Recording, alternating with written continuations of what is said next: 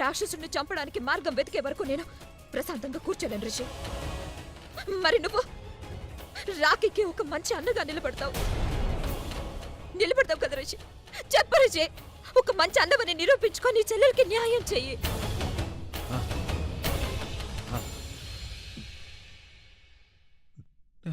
నేను నా చెల్లెలకి మంచి అన్నగా ఉంటాను.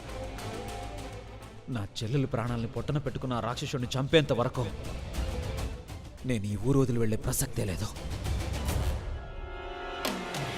నేను కాదు రిషి, మనం. ఈ పిచ్చి దాన్ని లోపలికి ఎవరు రానిచ్చారు?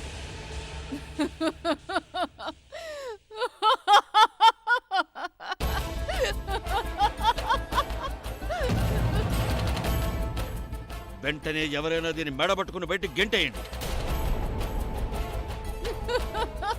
వదలండి అయ్యగారు, ఈ కుటుంబాన్ని మన ఊరికి తీసుకురావద్దని చెప్పాను నేను. అలా చెప్పిన రోజు కూడా నన్ను ఇంట్లోంచి ఇలాగే బయటకు గెంటేశారు మీరు. ఈ ఊర్లో పెళ్లిళ్ళు చెయ్యనివ్వకండి అని మిమ్మల్ని హెచ్చరించిన రోజు కూడా నన్ను ఇంట్లో నుండి బయటకు గెంటేశారు మీరు. నేను మీతో చెప్పాను కదా, గుర్తుందా లేక మర్చిపోయారా? అయ్యగారు, మళ్ళీ ఆ పాత కథని మీరు ఆహ్వానిస్తున్నారు. బయట వాళ్ళని మన ఊరికి పిలిపించి ఇక్కడ పెళ్లి జరిపిస్తున్నారు. మీకు అన్ని విషయాలు తెలుసు కదా. ఇప్పటికీ వాస్తవం ఇక్కడే ఉందని మీకు తెలుసు. వదలండి, వదలండి. గుర్తుంచుకోండి, గతం ఎప్పటికీ ముగిసిపోదు. మనం మర్చిపోయినా చావు మన బలి కోరుతుంది. మనిషి ముందుకు వెళ్తుంటాడు కదా, తను వేసే అడుగులు చేసే పనులు తను ఎటు వెళ్తున్నాడో తెలియజేస్తాయి. నేను మీతో చెప్పానుగా. మీకు తెలుసు కదా అయ్యగారు, మీకు తెలుసు ఈ ఊళ్ళో అడుగు పెట్టడం అంటే ధర్మం, జీవితం, జన్మ అన్ని నాశనం అవుతాయి, నాశనం అవుతాయి అయ్యగారు.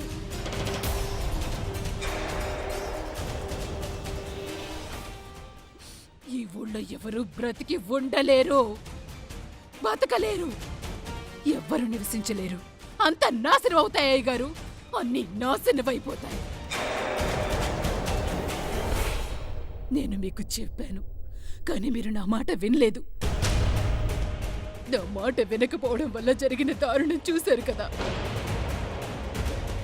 మీ పట్నం వాళ్ళు ఏమనుకుంటారు? పట్నం నుంచి వచ్చాం, బాగా డబ్బు సంపాదించి తీసుకొచ్చా, ఈ ఊరిని కొనేయచ్చు అనా? ఈ ఊళ్ళో శాంతి, సుఖం అన్నీ కొనుక్కోవచ్చు అనుకుంటున్నారా? లేదో.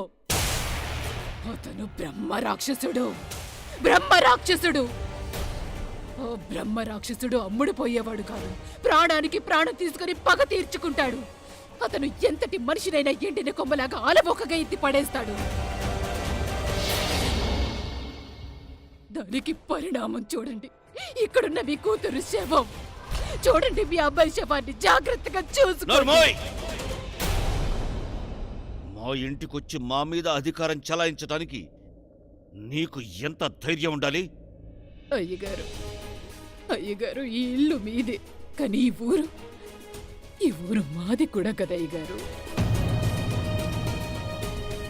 మీరీ ఊరికొచ్చి నిద్రపోతున్న బ్రహ్మ రాక్షసుణ్ణి మళ్ళీ నిద్ర లేపారు.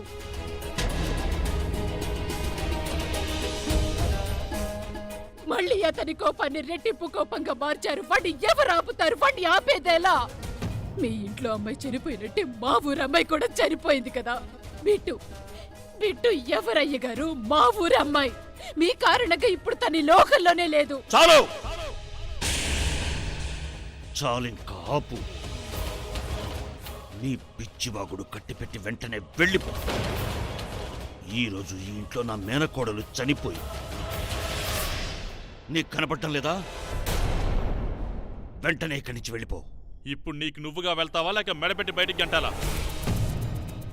నా చెల్లెల్ని పోగొట్టుకున్న బాధలో నా మైండ్ అసలే పనిచేయట్లేదు. బయటికి వెళ్తావా లేదా? ఇంకొక మాట మాట్లాడితే నిన్ను నిలువున నరికి పారేస్తాను. Out, out.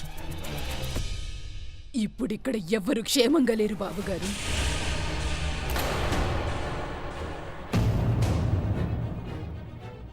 ఇక్కడ భయానక పరిస్థితి ఉంది. ఇక్కడ క్షేమం ఉండదు బాబుగారు. ఇప్పుడు వినాశ చక్రం మలుపు తిరిగింది. దాని నుండి ఎవరు తప్పించుకోలేరు.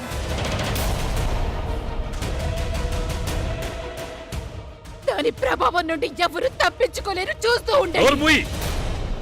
ఆమెని ఇంట్లో నుండి బయటికి తోసేయండి. బాబుగారు నా మాట వినండి. దయచేసి నా మాట వినండి. ఆగండి, వదలండి నన్ను. బాబుగారు, నన్ను ఇంట్లో నుంచి బయటికి పంపించేస్తారు. కానీ ఆ రాక్షసుడిని ఎలా పంపిస్తారు?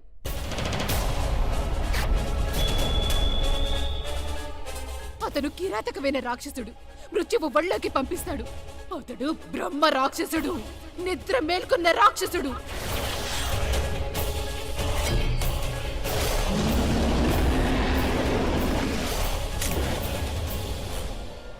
అతన్ని ఏం చేస్తారు బాబుగారు? ఏం చేస్తారో మీరే చెప్పండి. ఏం చేయగలరు మీరు? ఆ రాక్షసుడు ఎవరిని విడిచిపెట్టడు. అందరినీ చంపేస్తాడు.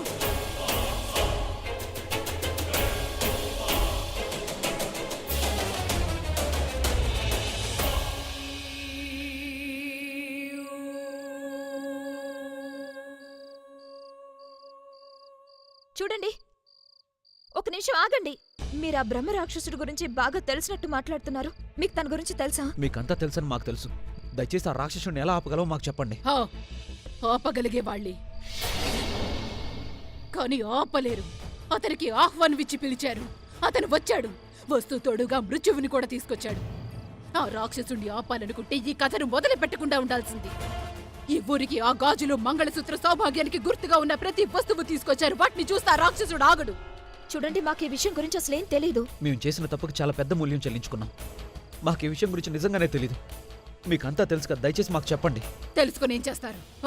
తెలుసుకొని మీరేం చేస్తారు? మేము ఆ రాక్షసుడిని ఆపుతాం.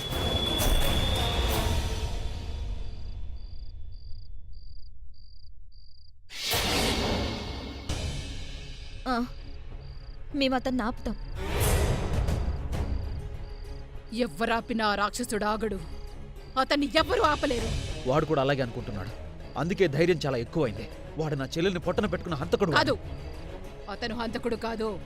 అతను హంతకుడు కాదు. అలా అని మీరు ఎలా చెప్పగలరు? మాతో ఇందాక మీరే కదా అన్నారు అతను బిట్టును చంపాడని. మరి అతను హంతకుడే కదా? కాదు, మా సంజయ్ బాబు గారు హంతకుడు కాదు. అతను హంతకుడు కాదు. సంజయ్? సంజయ్ బాబు గారు ఈ ఊరికి జమీందారు. ఆయన చాలా చాలా మంచి మనిషి. ఆయన మా అందరికీ దేవుడు. ఆయన అందరితో చాలా చాలా ప్రేమగా ఉండేవారు. కానీ చూడండి, ఆయన్ని మోసం చేసింది ఎవరో తెలుసా? తన మనసు, తన ప్రాణం. ఆయన ఒక అమ్మాయిని ప్రేమించారు. హద్దులు లేని ప్రేమ. కానీ అది ఒక ప్రేమ కథ కాదు. అదొక మోసపోయిన కథ. తనని ప్రేమించిన సంజయ్ గారిని ఆడది చేసిన మోసం కథ.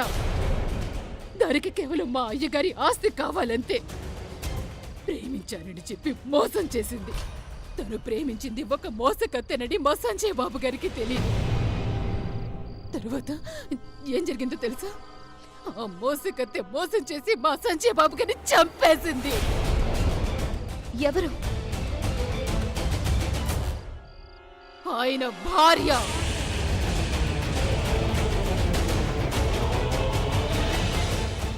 నువ్వు నీ చెల్లెలి చావుకి ప్రతీకారం తీర్చుకోవాలనుకుంటున్నావు కదా? అదే విధంగా ఆయన కూడా ప్రతీకారం తీర్చుకోవాలనుకున్నారు ఆ నమ్మక ద్రోహం చేసిన అమ్మాయి మీద. ఇప్పుడు ఏ పెళ్లి కూతుర్ని చూసినా ఆయనకి మోసకత్తె భార్య కనిపిస్తుంది. నువ్వేం చేశావు? నువ్వు ఈ ఊర్లో నీ చెల్లెలు పెళ్లి చేసి 20 సంవత్సరాల క్రితం జరిగిన కథని మళ్ళీ మొదలుపెట్టావు. అతనికి మళ్ళీ ఆ మోసాన్ని జ్ఞాపకం చేశావు. ఇప్పుడు ఆ రాక్షసుడు ఆగడు. ఈ ఊర్లో పెళ్లి కూతురు అయ్యే ప్రతి అమ్మాయి చస్తుంది. ఆ రాక్షసుడిని మోసగించిన అమ్మాయి దొరికే వరకు ఈ ఊళ్ళో పెళ్లి కూతురు అయ్యే ప్రతి అమ్మాయి చస్తుంది. మోసం చేసిన భార్యపై ప్రతీకారం తీర్చుకునే వరకు ఇలాగే జరుగుతుంది.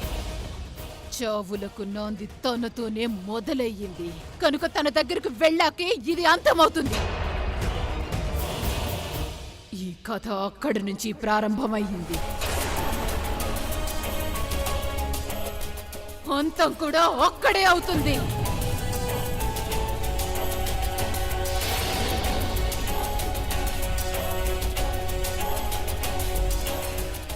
అంటే మనం ఏది వెతకాలన్నా ఆ బంగ్లాలోనే వెతకాలి. అవును రిషి, ఎలా అయినా మనం ఆ అమ్మాయిని వెతకాలి.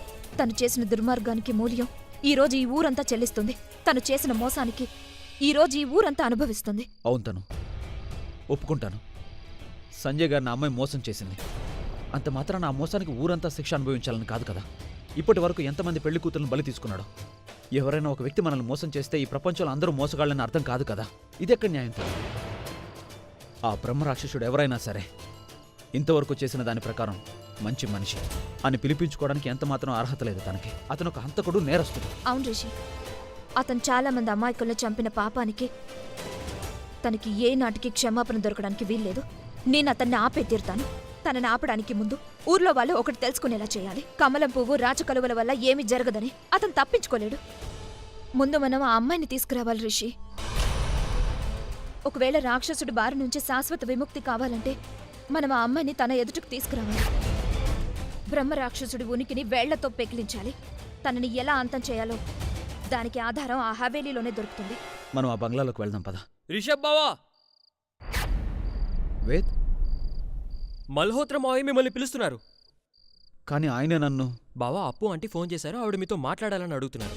అపరంజి ఆంటీ ఫోనా? ఆ, రాఖీకి అపరంజిత ఆంటీ అంటే చాలా ఇష్టం కదా. ఆవిడ గురించి ఎప్పుడు చెప్తుండేది. నేను కూడా ఆవిడ్ని కలవాలి. ఇలాంటి పరిస్థితుల్లో ఆవిడ్ని కలవాల్సి వస్తుందని నేను అనుకోలేదు.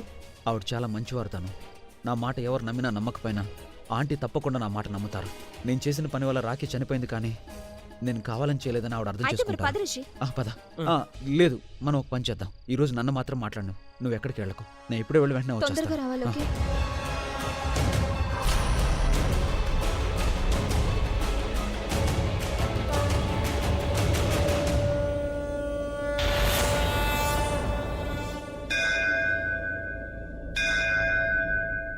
అందరికీ ప్రతీకారం కావాలి.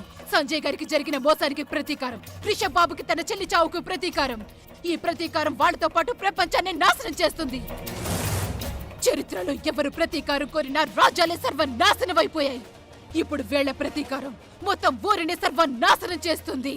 అంతా అంతం చేస్తుంది. అమ్మా, అంతా నాశనమైపోతుంది. రిషి ఇప్పుడు వస్తాడా రాడా? ఇంకా ఎప్పుడొస్తాడో తెలియట్లేదు. నేనేం చేయను? ఎదురు చూడనా లేక వెళ్ళిపోనా? ఏం అర్థం కావట్లేదు.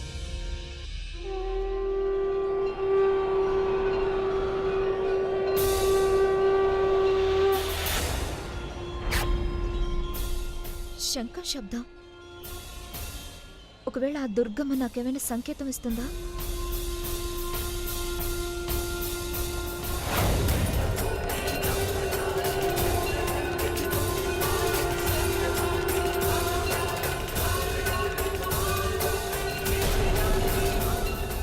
అమ్మా, అమ్మా, ఇదేం సంకేతం? ఏదైనా నాశనం కాబోతుందా? ఒకవేళ వాళ్ళ ఆలోచన సఫలం అవుతుందా? ఏం జరగబోతుందమ్మా? అమ్మా, ఏం జరగబోతోంది?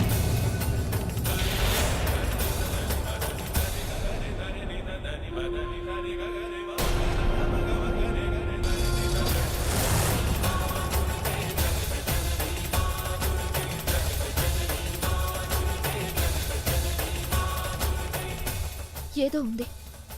ఆ దుర్గమ్మ నాకు చూపించాలనుకుంటున్నా. ఒకవేళ దుర్గమ్మ నన్ను ఆ హవేళికి దగ్గరికి తీసుకెళ్లాలనుకుంటున్నా, నేను వెళ్ళాలి. ఏదో బలమైన శక్తి నన్ను ఇక్కడి దాకా తీసుకొచ్చింది. I'm so sorry Rishi. ఇంకా నేను ఎక్కువసేపు ఎదురు చూడలేను. ఆ హవేలి నన్ను పిలుస్తుంది.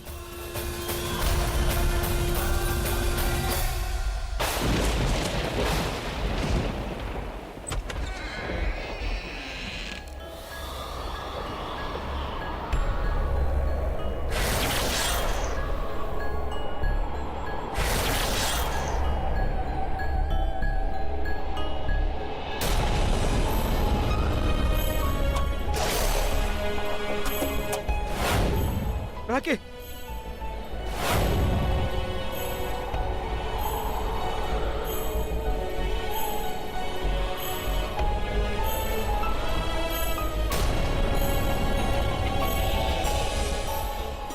లేదు, ఇక్కడి దాకా వచ్చి నేను వెనక్కి వెళ్ళలేను. ఆ రాక్షసుడి గురించి తెలుసుకోవాలని నేను రిషి నిర్ణయించుకున్నాం. ఈ ఊరిని కాపాడగల రహస్యాన్ని మేము బయటకు తీసుకురావాలి. ఆ రాక్షసుడిని ఎలా ఆపాలో ఆ రహస్యమే తెలియజేస్తుంది.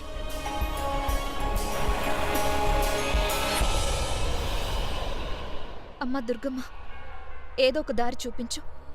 ఈ బ్రహ్మ రాక్షసుడు ఆట కట్టించడానికి మీరు మాకు ఏదో ఒక దారి చూపించి సహాయం చేయాలి. నువ్వు చేసే సహాయం నా ఫ్రెండ్కి న్యాయం జరిగేలా ఉపయోగపడుతుంది. రాఖీ తప్పు చేయలేదు తల్లి, రాఖీ తప్పు చేయలేదు. చూడు రిషి, నీ తప్పేమీ లేదని రాఖీ స్వయంగా వచ్చి చెప్పినా నేను నిన్ను నమ్మను. అందుకే పదే పదే సారీ చెప్పి నా టైం వేస్ట్ చేయకు. నువ్వెన్ని సారీలు చెప్పినా నా మనసు కరగదు. అలాగే చూడు, ఇప్పుడు మీ మమ్మీ మీ అపర్ణ ఆంటీతో మాట్లాడుతుంది. తను మాట్లాడడం పూర్తయ్యాక నువ్వు లోపలికి రా. అప్పటి వరకు సైలెంట్గా ఇక్కడే నిలబడి ఉండు. ఏమండి? ఆ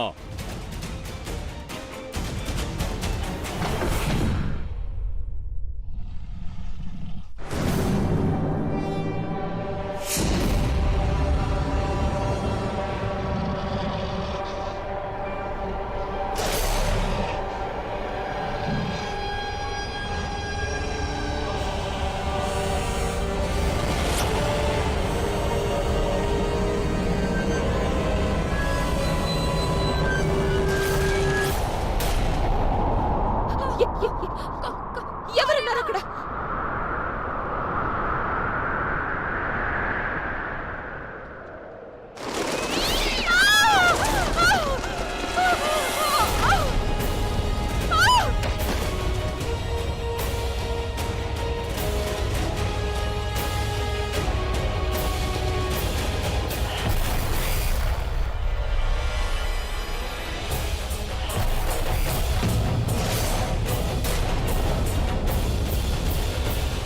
ఈ ఫోటో ఎవరిదై ఉంటుంది?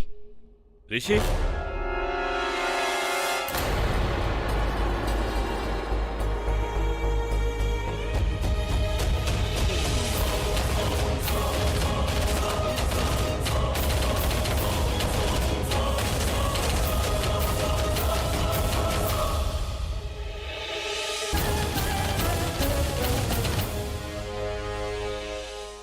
ఆంటీ, ఆంటీ రాఖీ ఇలా జరుగుతుందని నేను అసలు అనుకోలేదు ఆంటీ.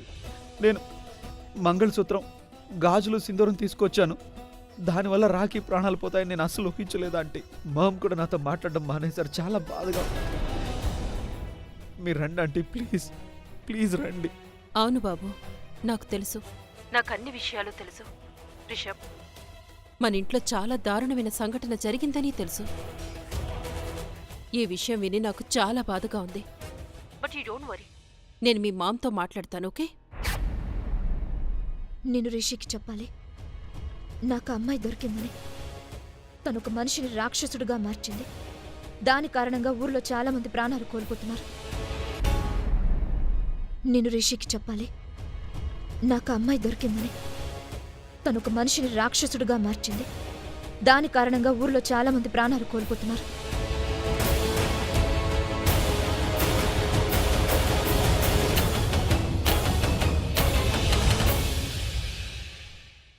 ఈయన చాలా సంతోషంగా కనిపిస్తున్నారు. మీరు ఈ అమ్మాయిని స్వచ్ఛంగా ప్రేమించారు. ఈ అమ్మాయి ప్రేమలో మోసం ఉందని మీకేం తెలుసు? ఇదొక మోసపోయిన ప్రేమ కదా. కానీ మా రాఖీ వరుణ్ణి స్వచ్ఛంగా ప్రేమించింది. నీకు స్వచ్ఛమైన ప్రేమ అంటే అర్థం తెలియదు కదా. ఎందుకంటే ఇప్పుడు నువ్వు మనిషివి కాదు, రాక్షసుడివి. నీకు ద్వేషం మాత్రమే అర్థమవుతుంది. నీ ద్వేషం వల్ల ఈ ఊరంతా ద్వేషంతో నిండిపోయింది. అవును, నువ్వు ప్రేమించావు. నీ ప్రేమ స్వచ్ఛమైంది, నిజమే. నీ ప్రేమ నీకేదిచ్చిందో అదే నువ్వు అందరికీ ఇస్తున్నావు. అదే నువ్వు చేస్తున్న తప్పు. తప్పు చేశావు నువ్వు. ఊర్లో ఉన్న అమ్మాయిలందరూ తప్పు చేస్తారా? ఒకరు నీ విషయంలో తప్పు చేశారు, అలా అని అందరూ చేయరు. ఇప్పటికే నువ్వెంతమంది అమాయకుల ప్రాణాలు తీసావో తెలుస్తున్నా. వాళ్లలో ఒకరు నా రాఖీ కూడా ఉంది. తను నా బెస్ట్ ఫ్రెండ్. నిన్నెవరూ ఆపలేరని అందరూ అంటున్నారు, కానీ నేను ఆపుతాను. ఎంత కష్టమైనా ఏం చెయ్యాల్సి వచ్చినా చేస్తాను. నిన్నంతం చేస్తాను. ఎందుకంటే నువ్వు చేసేది తప్పు. చాలా సంతోషంగా కనిపిస్తున్నారు. మీరు ఈ అమ్మాయిని స్వచ్ఛంగా ప్రేమించారు. ఈ అమ్మాయి ప్రేమలో మోసం ఉందని మీకేం తెలుసు? ఇదొక మోసపోయిన ప్రేమ కదా. కానీ మా రాఖీ వరుణ్ణి స్వచ్ఛంగా ప్రేమించింది. నీకు స్వచ్ఛమైన ప్రేమ అంటే అర్థం తెలియదు కదా. ఎందుకంటే ఇప్పుడు నువ్వు మనిషివి కాదు, రాక్షసుడివి. నీకు ద్వేషం మాత్రమే అర్థమవుతుంది. నీ ద్వేషం వల్ల ఈ ఊరంతా ద్వేషంతో నిండిపోయింది. అవును, నువ్వు ప్రేమించావు. నీ ప్రేమ స్వచ్ఛమైంది, నిజమే. నీ ప్రేమ నీకేదిచ్చిందో అదే నువ్వు అందరికీ ఇస్తున్నావు. అదే నువ్వు చేస్తున్న తప్పు. తప్పు చేసావు నువ్వు. ఊర్లో ఉన్న అమ్మాయిలందరూ తప్పు చేస్తారా? ఒకరు నీ విషయంలో తప్పు చేశారు, అలా అని అందరూ చేయరు. ఇప్పటికే నువ్వెంతమంది అమాయకుల ప్రాణాలు తీసావో తెలుస్తుందా? వాళ్ళలో ఒకరు నా రాఖీ కూడా ఉంది. తను నా బెస్ట్ ఫ్రెండ్. నిన్నెవరూ ఆపలేరని అందరూ అంటున్నారు, కానీ నేను ఆపుతాను. ఎంత కష్టమైనా ఏం చెయ్యాల్సి వచ్చినా చేస్తాను, నిన్నంతం చేస్తాను. ఎందుకంటే నువ్వు చేసేది తప్పు, చాలా పెద్ద తప్పు. నువ్వు చేస్తుంది చాలా పెద్ద తప్పు.